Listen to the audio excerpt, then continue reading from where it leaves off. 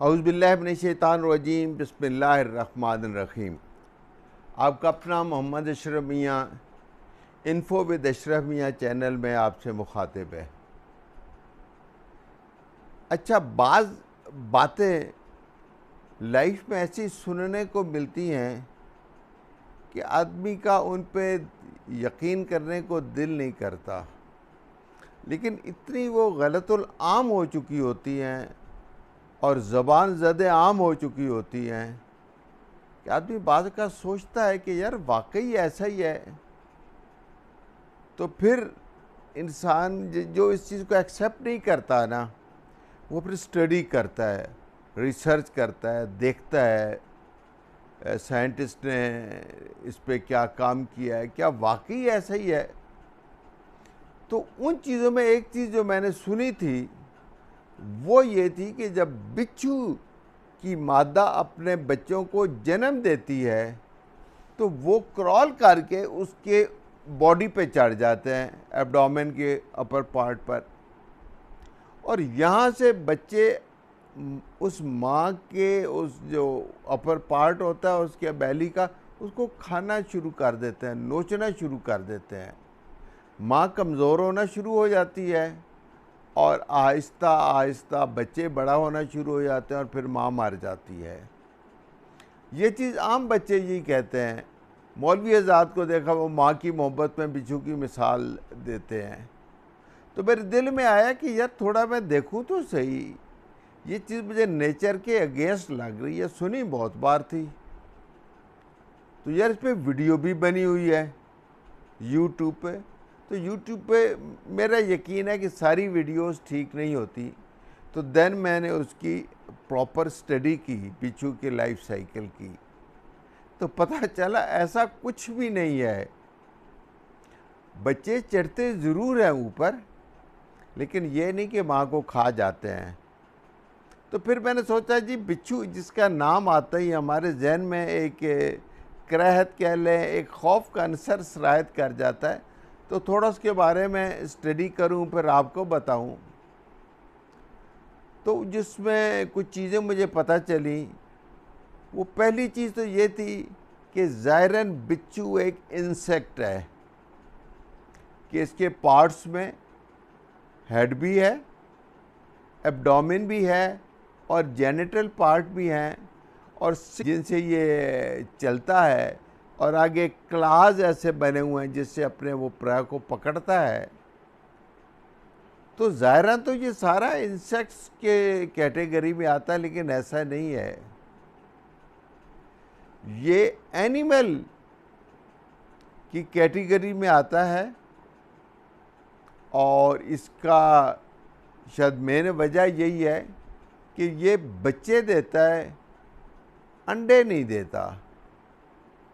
तो इसकी जो स्पीशीज़ हैं वो इस वक्त वर्ल्ड में 1500 से 2000 तक रिकॉग्नाइज हो चुकी हैं। इसका साइज़ 2.5 से लेकर 7-8 इंच तक भी नोटिस किया गया है।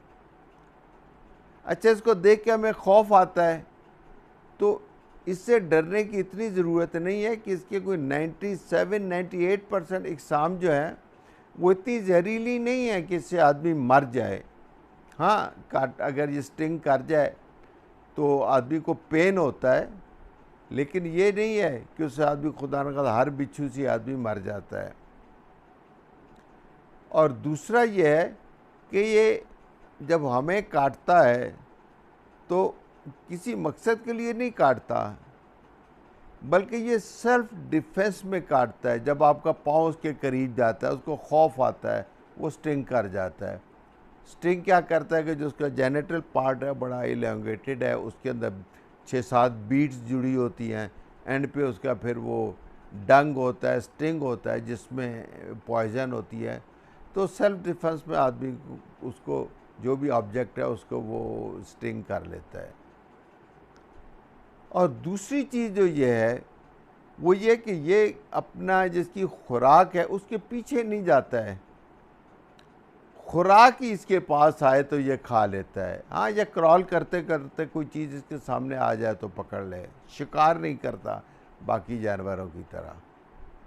इसकी जो खुराक में छोटे कीड़े हैं, बीटल्स हैं, और इसकी जो पसंदीदा ग़िज़ा है वो ये हैं जिनको हम क्या कहते हैं, डॉर कहते हैं, या एक और चीज़ है वो ज़हन से निकल गई है, वो इसकी जो है स्पाइडर्स, हाँ छोटे स्पाइडर्स जो हैं वो इसकी मनभाता खुराक है।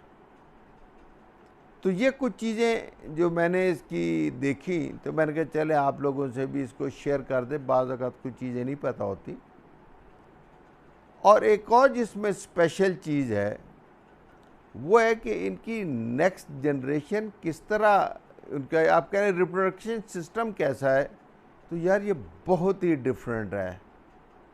वो ये है कि जो मेल है वो स्पर्म्स जो हैं आप यूँ समझें कि एक जेली में लपेट कर किसी जगह पर रख देता है, किसी प्लेन स्मूथ प्लेस पर। उसकी जो हिस्स है मेल की, वो आप यूँ कर लें कि कई फुट तक, उसमें तो शायद है 100 फुट से भी ये फीमेल को तलाश कर लेता है खुशबू से कि यार उसका जो है वहाँ पे मौजूद है। तो मेल बिच्छू वहाँ जाकर उस फीमेल को पकड़ता है और जो दोनों के क्लॉज होते हैं वो आपस में ये जोड़ लेते हैं, और मेल जो है वो उसको लाता लाता लाता एक डांस करता है, यूं यूं यूं यूं यूं। वो डांस करता हुआ उस स्पर्म्स के ऊपर ले आता है और वहाँ आकर फिर वो डांस शुरू करते हैं, और जो फीमेल है वो अपने जेनिटल पार्ट के ज़रिए सारा कुछ अपने अंदर जज्ब कर लेती है, अपनी बैली में ले जाती है। जब मेल को कंफर्म हो जाता है कि सारे जो स्पर्म्स हैं वो अंदर चले गए हैं, तो वो छोड़ देते हैं, और जैसे ही वो छोड़ता है तो बाज़ औक़ात फीमेल एग्रेसिव होकर उसको मार भी देती है और उसको खा भी जाती है, लेकिन ये कभी कभार होता है, लेकिन हो सकता है ये तकरीबन 9 महीने से 1 साल तक वो जो अंदर वो बच्चे हैं वो परवान चढ़ते हैं, और 1 साल के बाद डायरेक्ट बच्चे ले करती है एक फीमेल मादा। बच्चे अपनी पूरी शक्ल शुबाहत के साथ आते हैं, उनकी टांगें भी होती हैं, उनका वो जेनिटल पार्ट भी होता है, क्लास भी होता है, लेकिन बहुत बारीक छोटे होते हैं, टाइनी होते हैं, उनको आप निम्फ कहते हैं। वो क्रॉल करके मादा के ऊपर चढ़ आते हैं। यहाँ से वो स्टोरी शुरू होती है जो लोग कहते हैं कि बच्चे जो हैं वो माँ को खा जाते हैं। वो बच्चे माँ के ऊपर चढ़े रहते हैं, माँ जिधर जाती है वो भी उसके साथ साथ चलते रहते हैं। अब बच्चों को खुराक की ज़रूरत है, वो कैसे खाते हैं? वो कतन माँ के उस जिस्म को नहीं खाते। कुदरत ने उन बच्चों के अंदर फूड रिजर्व्स रखे होते हैं जिनको यूटिलाइज कर कर वो अपना साइज बढ़ाते हैं। पानी के लिए, मॉइस्चर रहने के लिए वो जो निम्फ है, वो जो मादा की बैली है उसके ऊपर एक क्यूटिकल लेयर होती है, वहाँ से वो पानी लेते हैं, और तकरीबन 30 से 50 दिन वो लेते हैं मादा के ऊपर, और उसके बाद वो मादा से उतर जाते हैं। हाँ, बाल बच्चे तो फिर 2-2 साल मादा के साथ भागते रहते हैं, लेकिन वो स्टोरी सारी गलत है कि जी ये खा जाता है मादा को। तो ये कुछ चीज़ें थी जो मैंने कहा ये आपको बतला दूं। जिस बिच्छू से हमें इतना खौफ आता है तो उसके बारे में डरने की बहुत ज़्यादा ज़रूरत नहीं है, और उसके बारे में जो चीज़ें गलतुल आम हैं उसके बारे में अपना नॉलेज अपडेट कर लें कि यार ऐसा नहीं है कि मादा के बच्चे अपने माँ को खा जाते हैं। वो सिर्फ उसके ऊपर महफूज रहने के लिए सवारी करते हैं, अपने फूड रिज़र्व इस्तेमाल करते हैं। पानी के लिए वो मादा की जो एब्डोमेन के ऊपर होती है, बैक पे क्यूटिकल लेयर, उसको इस्तेमाल करते हैं, और कुछ नहीं है जी। तो मैंने कहा जी आपको ये इन्फॉर्मेशन दे दूँ, इसके साथ आपका अपना अशरफ मियां इजाज़त चाहता है। अल्लाह हाफ़िज़।